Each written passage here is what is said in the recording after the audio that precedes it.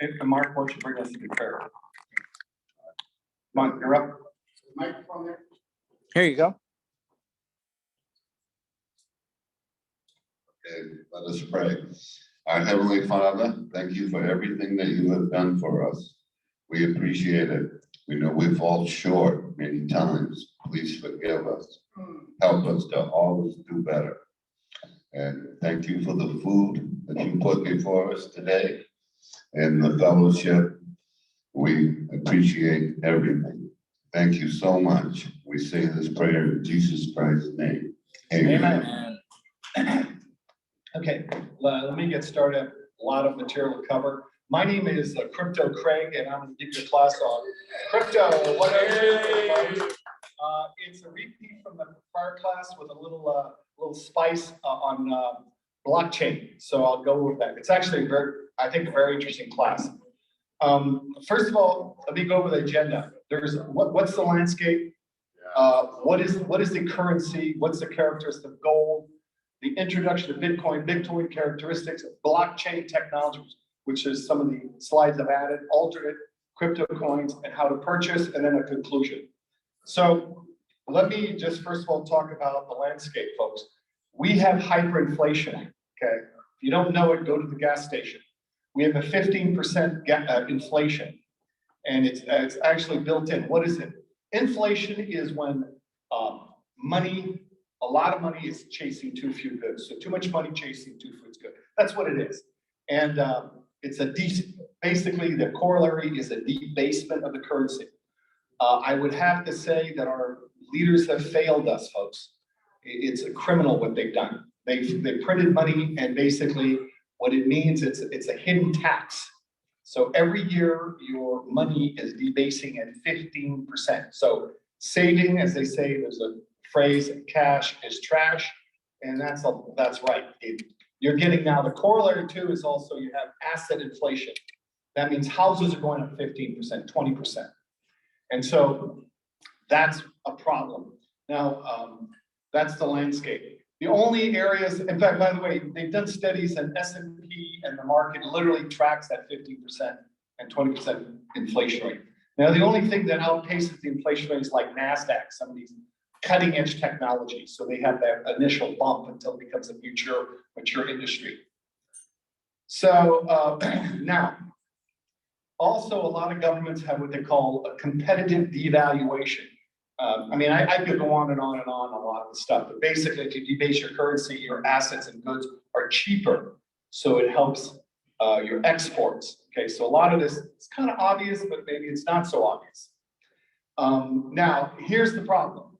The government is in a squeeze because if you raise the interest rates to stop inflation, you're basically raising your credit card interest. And think about it. It's a no-win. The other thing is we are, I think, from GDP to debt, I think we're at like 127%, where most banks won't lend you if you're over like 60. So we're at basically double our debt to income. And the numbers are they're crazy. They're just crazy. So everybody knows it, and the Feds have a terrible tightrope because if you increase interest rates, you basically clobber GDP and growth. So it's a really tightrope, but I don't think they're going to be able to pull it off. So what is interest rate? Well, if you have basically minimal interest rate like we have in the banks, it's basically negating the effort of human effort. You're trying to stop time. And it's really heavy if you really put your thoughts around that. So what is currency? I want to kind of quickly go through. Currency used to be barter, folks. I'll give you 1 pig, you give me 4 chickens. I mean, that's what happened. And then they said, you know what, that's kind of inefficient. I don't really want your pigs and you don't want my chickens. So let's get a medium in exchange. So what they did is there's various commodities. They've used beads, folks. And I have them up here. We have actually beads that they used to do. When the conquistadors came to America, they're actually using beads as a commodity of exchange. In the Southwest, they used to use feathers. Feathers, folks. They've also used seashells. Okay, they have seashells as a commodity exchange. In the Sahara, basically North Africa, they use Salt. Salt was a commodity exchange, folks. Then they got a little more sophisticated. And I was, of course, my favorite is always the cigarettes and in prison, cigarettes, right? Okay. Then they got a little more sophisticated. They brought in gold and silver. Okay. So just so you know, traditional currencies store value gold and silver. Now I can give you a whole class on the relationship between gold and silver. It's basically on Earth is about 1 to 16. So theoretically, one coin of gold should be worth roughly 16 of silver. There's an imbalance right now in the market. I'll give you another class on that. That should correct itself. It used to be the pre-1964 coins they're called junk silver. I love that. Actually, it's really silver, folks. So one dime is worth about $1.50. Does that make sense? That's the inflation rate. So the pre was 1964 had value, and then of course they took us off the gold standard. Nixon took us off the gold standard. I think 73, 74, and now we have what they call fiat currency. Okay, now it used to be fiat currency that you would be able to turn in your dollar and they would give you gold. Then they said, no, we're not going to do that. So this used to be an IOU. You would go into the bank, you put in your dollar, and they would give you gold, and that's no longer. So now it's based on what? Trust and confidence, okay? Now, what's happening, and this is where what I want to introduce you is, what is a debit card? Let me walk you through this because it's actually really interesting. A debit card is basically a ledger in a bank. So the buyer buys something and he gives to the seller $10. So when you put a credit card, basically it goes from the buyer's ledger to the seller's ledger. So you're doing a debit in the digital world. Does that make sense? That's where we're at. We're in the digital world already. In fact, they frown on cash. So that's a whole new different topic. Now, so what is currency? Well, currency is what you have trust and confidence. I mean, sir? Are you saying that it's a digital file?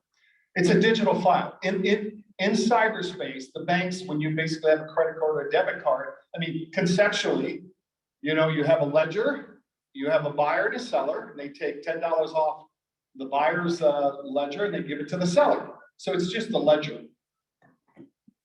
So you're saying that they're doing digital currency at that point? They're already doing digital currency. I mean, it's just a ledger, folks. Now, what is currency, folks? Listen, it took me a while because I said, wait a minute. You mean, what is currency? It's what you trust and you have trust and confidence. Why do you accept the dollar? Why do you accept this?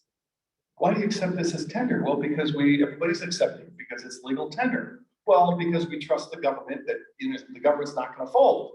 If you had some doubts about the government, you have some doubts about the fiat currency. Do you understand? So, moving on.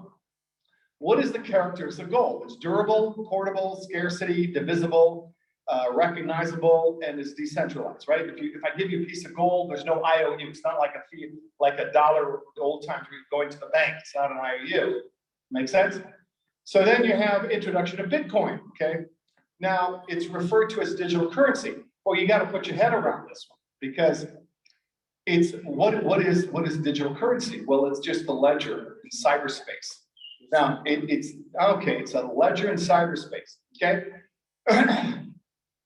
Now, fiat currency is issued by a governmental authority. It only has value because of that governmental authority. Bitcoin basically is decentralized. That means there's no government. There's no IOU. It's basically in cyberspace. So anyways, that's bottom line. So that's actually, you have to really put your arms around this. And I'll get into the blockchain. That's why I've added a couple of slides on blockchain. So, so what is Bitcoin? Now, the problem is it's on the internet, it's in cyberspace. This is what you can't put your arms around it. You can't touch and feel it. But it's durable, portable, scarcity, divisibility, it's recognized, getting more adopted, it's decentralized. Okay, it is decentralized. That's what's kind of mind-boggling. There's no government that controls it. In fact, yes, ma'am. Government doesn't want it. Well, they don't want it because they can't control it. I mean, can you, the government does not want it. Okay, so, how do you keep it? It's on coin exchanges, you know, the coin exchanges. They have web-based wallets, and you have physical, you can actually get a cold, like you have a wallet. Sorry? You might. Right? That's fine. Okay. So there's basically, You got it. basically you can actually have a cold storage, basically you can carry like you carry your wallet or normal wallet, you could actually have what they call cold storage wallet. Now, why Bitcoin is the flagship? That's why, you know, everybody looks at it and it, you know, it's been up to 60% down to 40% of the crypto market. So it's the big, you know, bull in the China factory. How goes Bitcoin? How goes all the altcoins? Now, it's an algorithm basically where you can only get 21 million coins. Now, the reality is it's deflationary because people lose it, okay? I've looked at some studies and they say the max you'll ever get out there is about 14 million. Why? Because people lose it. I mean, listen, I'll tell you stories I've heard of friends where they've lost it. You know, they lose the keys, they lose this, they lose their laptop, and it's just crazy. So it's, yes, sir. Quick comment. I was watching BitBoy, and a lady had called him that she got out. She had 170,000 in her crypto wallet, and when she went one day, it was gone. She got yeah. I guess I ran it by someone I know, and he said that she didn't have 2 keys to her wallet. What was you saying before? Well, there's different ways of storing. Oh, okay. You can store it on an exchange, you can store it on a Yes. wallet. There's just different ways. So if you have it on an exchange or a wallet and you pass away, say today I'm driving home on the 805 and I get whacked by an 18-wheeler and I'm gone. How do I leave the crypto to my daughter? It gets lost in cyberspace. Well, doesn't that's it? the problem. You have to have keys, you have to make sure that they have the codes and everything else. Well, that's So you- quite a bit. I know, listen, it's not easy, not easy. Also beyond the scope of this lecture, but I can research it and give you an answer. So the bottom line is, why is Bitcoin interesting, folks? Because the problem is you have inflation, and the only what I call asymmetrical bet where it is a possibility, it will probably increase in value. And I think there's just no question. Why? Because it's an alternate to the fiat currency. They're printing too much money. If you think the US is bad, you look at Europe, they even have negative interest rates, folks. I mean, it's mind-boggling. Okay, it's just mind-boggling. They're printing money like there's no tomorrow. And that has consequences, folks. That has consequences. So, okay, characters, it's decentralized, no country owns it. That's the problem, by the way. People they're freaking out because people say, no, I want to go for Bitcoin. Oh, you're not going to US currency. No Bitcoin. In fact, prior to the Russians' invasion of the Ukraine, there was a secret entity that was buying $2 million of Bitcoin every day. And they think it's the Russians trying to circumvent the sanctions. So they're, you know, remember, there also has some nefarious possibility, or they want to get around the monopoly of the US dollar. So they want to have deals in Bitcoin, like energy, petrol dollars in Bitcoin. So I'm just telling you that there's a lot of people that are looking into this globally. So, okay, so what you do is you do a quick analysis on gold, Bitcoin, and fiat. Gold, you know, it has, you know, it's got pluses all around. Bitcoin has pluses. Fiat, as you know, is it durable? No, it's wasting away at a 15% interest rate. Is it scarce? Well, no, they're printing it like no tomorrow. And is it decentralized? Yeah, it's an IOU. Theoretically, it's an IOU on a government's ledger. Now, it's interesting. There's other characteristics that are not totally acknowledged. Is it fungible? Gold is, you know, is it traceable? Gold is, you know, you see what you have. Fiat is traceable. Or track record. The problem is Bitcoin does not have a track record, folks. Not yet. That's the problem. There's an adoption. You know, people don't trust it. I mean, I can give you crazy scenarios. You have an EMP burst and, all the computers are fried. Remember, it's global. So they have nodes that are global. So hopefully not the whole world is going to get fried. Make sense? And then you have a verifiable, well, you can actually, you've seen people where they spray the bar, they make it gold. And then the Bitcoin is verifiable with Fiat, you can counterfeit it. So adoption, just so you know, I think you're going to get more and more countries adopting it, like El Salvador. I think it's just right around the corner. I think it's scary to the big governments because it's an alternative to fiat currency. So yes. I believe there's 7 other countries watching El Salvador. Well, like I know, I think Ukraine made it a legal tender. There's a couple of countries, I think Russia made it a legal tender. I mean, you got to see now, why are they doing it under crisis? I mean, that's a whole study into itself. But how do you get around the SWIFT sanctions? How do you get around the monetary sanctions? Okay, so that's global geopolitics. 101 beyond the scope of this briefing. Now, blockchain technology. Now, this is actually interesting, and this is what I added from my prior lecture. Because it's very hard. I said, well, how is it secure? And Bitcoin's the flagship. Basically it's a digital block of information. That's what blockchain is. Okay. Once the data is recorded, it's very hard to change because it's being recorded on thousands of computers. So you have ledgers. If you have one bank that has one ledger, one thing. But if you have thousands of ledgers, folks, thousands, you would have to corrupt or co-opt thousands of computers. It's almost impossible, folks. That's where the security is. Now, each block has 4 components. Look, I'm going to make you smart, folks. I'm going to educate you guys. Okay, so you have a hash, which is a value of the prior code. It has store value, the sender-receiver amount, like it bundles transactions. So there's a bunch of transactions, okay, which is, let's say, the guts. Then you have a nonce, okay, a random value, really. And then you have a hash block. So the block creates a value. So they compile all this, they get a value for the block. The nonce is a random to vary the output of the hash value. Folks, I have to put my head around this one, okay? Okay.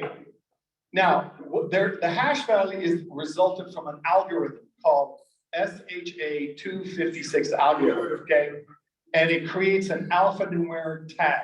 So each block has an alphanumeric, basically, value. Okay, and that's how part of the security. Now, Bitcoin mining, okay? Now, what is the Bitcoin? Basically, these nodes, they verify the transactions and they get paid for solving an algorithm, okay? Trust me, a little bit beyond my thing, I'm still putting my head around this, okay? Now, anybody who has the software and a computer, internet, you can be verifying transactions, okay?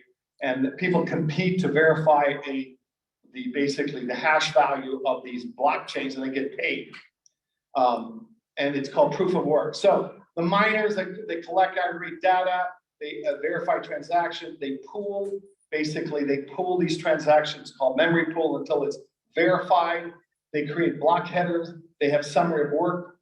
Bottom line, they put a stamp. So it's stamped. It has a digital stamp on it. So you can't basically go back in time. It's only forward moving. That's good. Hash is a fingerprint. It's like it identifies each block with a unique alphanumeric value. So Bitcoin has 3 levels of security. One, it's a distributed ledger. I think that's the most important, because they have supercomputers that can come up with all kinds of stuff. Okay, you've heard some of the blue computers, IBM, stuff like that. So but it has also that it has this encrypting algorithm. Okay, so it produces a certain every block has a certain value that's unique to that block. And then there's proof of work where they have to solve a puzzle. Folks, I've looked at a lot of videos on it, a little beyond my level. They explain you can actually, you have to number crunch all the permutations to get the number. It's not obvious. So it's basically takes tremendous amount of computing power. That's why the cost and the energy use is very high. Now there's alternate digital currencies, just when they call them altcoins. The top ones are like Ethereum, you may have heard of it. There's Solana, there's there's just a whole bunch of them. Okay, there's what I call the top breed, and then you have a lot of coins that are just come poof overnight, they come up. Some of them have value, some of them don't. Of course, value is very subjective, folks. If a community of people say it has value, guess what? It has value.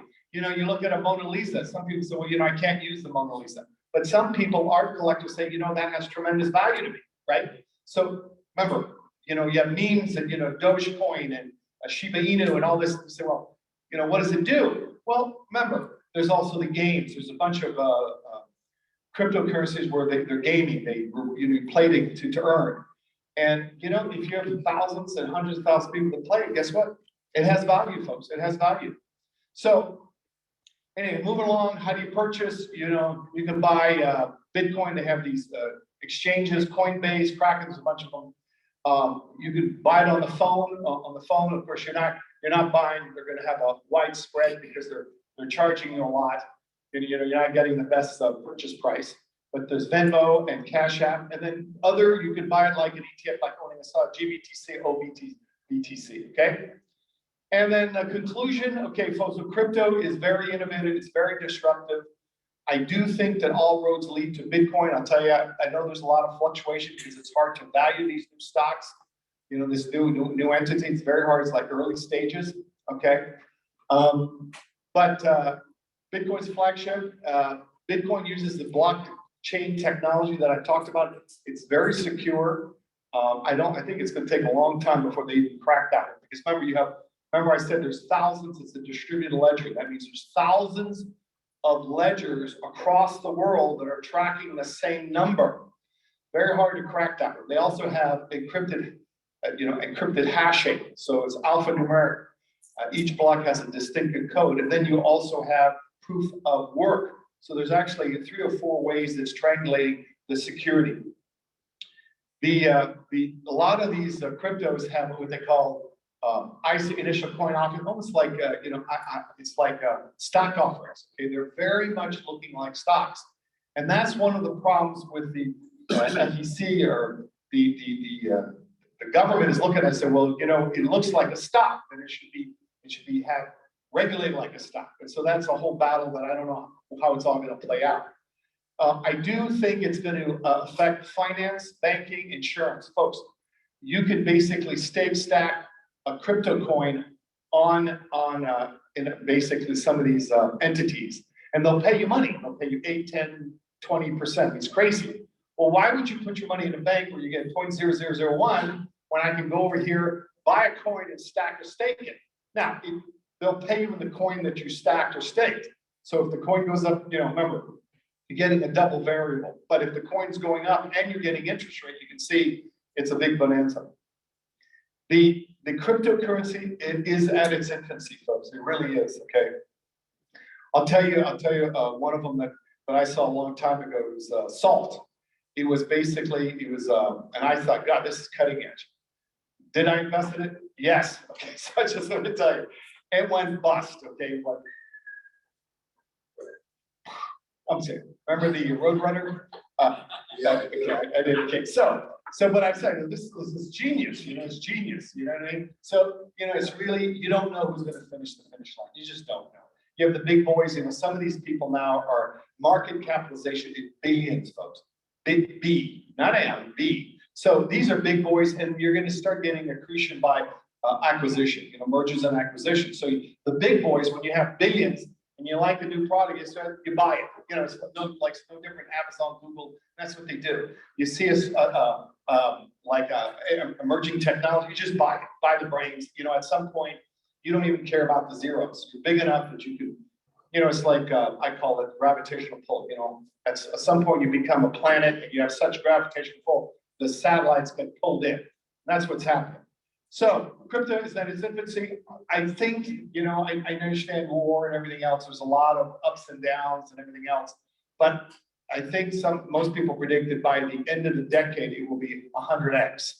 So you have to understand that I think it's the future. I'm open for questions. There is a few broker dealers in Wall Street that are created the crypto exchange. There's, yes, So that they can exchange only crypto.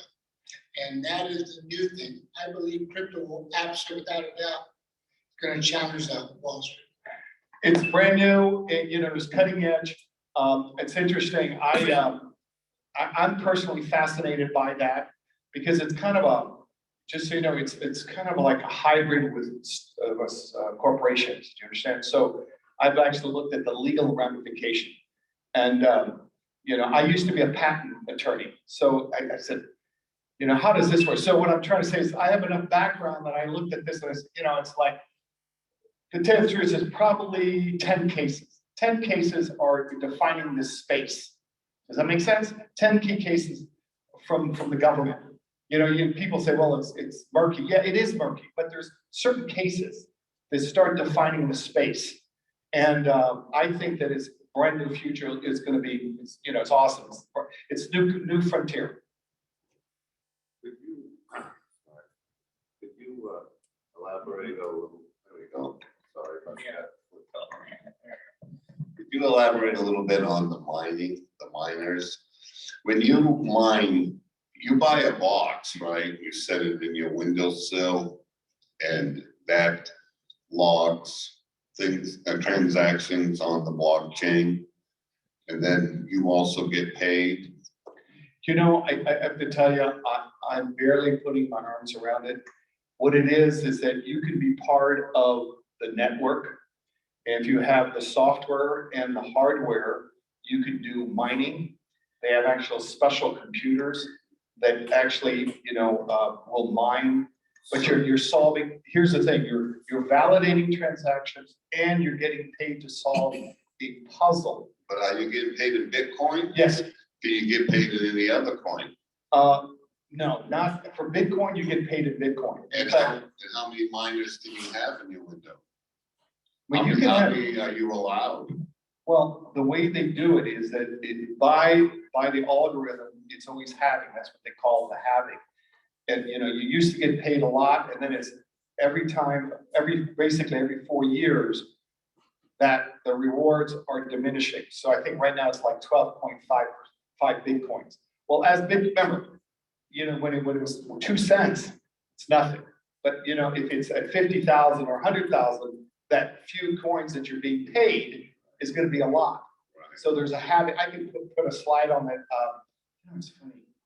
I'm wondering if I had a copy on that because I actually show the halving, and I talk about that when it started in 2009 and then how the halving. We're down now to 12.5, and then it's going to cut again, so there'll be 6.25, and that's in 4 years. And I don't think 20. I think maybe 2024. I don't recall right off. I think it's 2024, and then after that, it's going to be another halving. Does that make sense? Well, would it get so low that nobody bothers mining anymore? Well, it's a good point, but the problem is that the value goes up. If 1 Bitcoin's worth $1 million, you understand? Now, I'm gonna. Quite an exaggeration. I have to tell you, I don't know if I should even say this.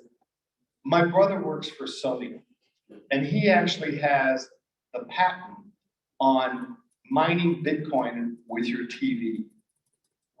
I said, you gotta be kidding me. See Carlos. No, but it's actually kind of mind-boggling.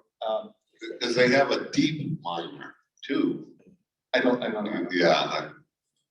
I don't know. The only thing I'm just saying is a lot of times because of the computing power, normally they'll group people. So you have a pool of people mining because you're trying to solve the problem, the nonce of trying to figure out this alphanumeric, and you get rewarded. But the computing power, because you actually have to literally, there's no way of a reverse engineering. It's actually, you actually have to use the computation, trial the numbers, it's iterative. And so the problem is you have to have a pool of computers, and that's why and they get rewarded based on, the amount of computer power they donated to the pool. Yes, sir. Craig, I got here a little bit late. Pardon me. Did you address that Biden just signed an executive order a couple of days ago to put a committee together for the research of cyber currency. Did you see that? You know, I think they're, you know, create a committee. I mean, it's great. Well, the point is that what they're gonna do is in our country, they're gonna try to, pardon me, they're gonna try to regulate it. Well, and it's good, listen, and I think that's actually good, folks, because people, remember, why does a stock go up? Because institutional money invests in the product. That was the point So of it. if the institutions believe that it's secure and they can put it on their balance sheet, right now, I mean, it's very risky because if you win, then you're a genius. If you lose, you know, you're an idiot, you malpractice, you committed, how should I say, business stupidity, gross negligence. Trust me, there's a bunch of terms that attorneys use. But, you know, I think that it's an asymmetrical bet because I think the value look could be wrong. But you have a hyperinflation. Here's the problem. What is the alternative? See, this is the problem. What do you do?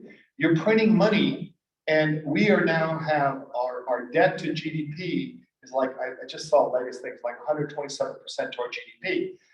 Most banks will not lend to somebody over where their debt to income is over 60. We're at 127. So I don't think we're ever going to dig ourselves out for it. So you're going to get hyperinflation. Okay, so how do you fight that? Now, if you have assets, you're going to get asset inflation. Well, let me give you here's the problem. Let's say that today we're our size and tomorrow we're all 100 the same size, 100 times our size. You wouldn't know the difference because everything's hyperinflating out, right? So you're not really getting wealthier. The only industries that seem to do better than the average would be, as I said, the NASDAQ, you have some type of cutting edge technology, you know, the Teslas, where they're just, it's the value, there's tremendous value in the product. So you're gonna get that spurt until that industry becomes mature. Then it gets back to normal returns. That's what I'm trying to say. So if you can create a new product, you're gonna get greater than that inflation rate, but everybody is working harder. Folks, that's why people are stressed out. Everybody is stressed out. They're working harder because there's that inflation. You have to be, every year, you have a 15% more efficient to keep up, just to keep up with the inflation rate. See, people don't understand that. You look around, you have to really understand what's going on. It's not fair, folks. I'm just gonna tell you flat, our leaders, they should know better. You read history, you look at the Roman Empire. This is so obvious, but obviously it's not obvious. You understand? I mean, some stuff that's so obvious, it's not fair. Now, how do we solve it? That's for a different, different lecture.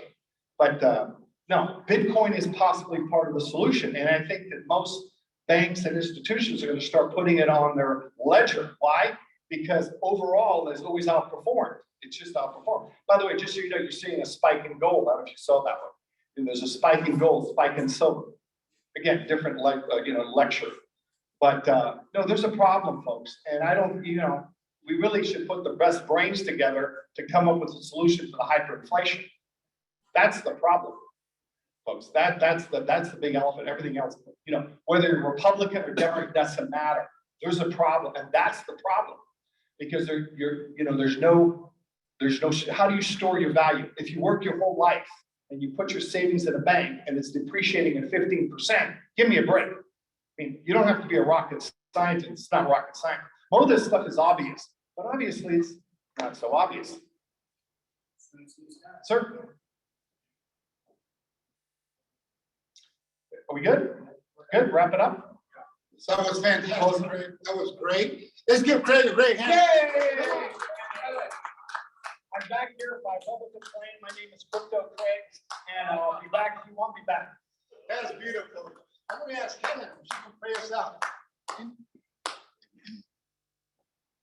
Dear Lord, we thank you for all your many blessings. We thank you for this gathering, and we pray that you'll be with each one today, guide and direct us in your name. Amen. Amen. Thank you, everyone. All right. God bless you. God bless you. Eli.